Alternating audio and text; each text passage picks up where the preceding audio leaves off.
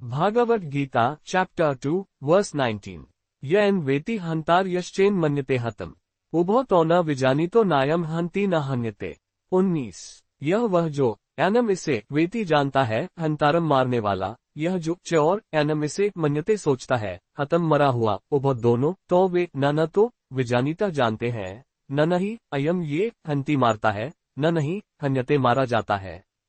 Translation BG 2.19 वह जो ये सोचता है कि आत्मा को मारा जा सकता है या आत्मा मर सकती है, वे दोनों ही अज्ञानी हैं। वास्तव में आत्मा न तो मरती है और न ही उसे मारा जा सकता है। कॉमेंट्री मृत्यु का भ्रम हमारे भीतर इसलिए उत्पन्न होता है क्योंकि हम स्वयं को शरीर मानते हैं। रामचरितमानस में इसे निम्न प्रकार से व्यक्त किया गया है।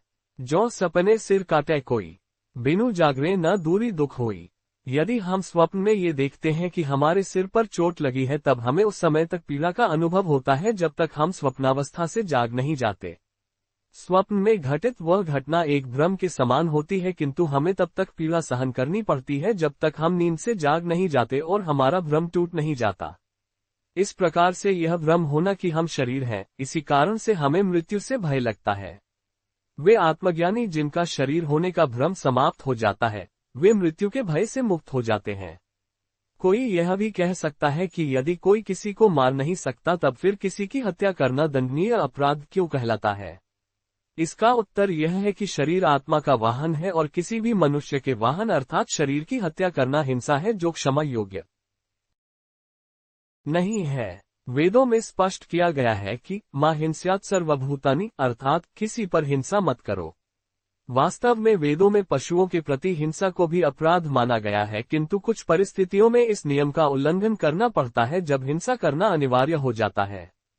उदाहरणार्थ, जब कोई सर्प किसी को काटने लगता है या घातक हथियार से कोई किसी पर आक्रमण करता है या जब कोई अन्यायपूर्ण ढंग से किसी की जीविका को छीन रहा हो, तब ऐसी दशा में आत्मरक्षा के लिए हिंसा को अपनाना वैध माना जाता है।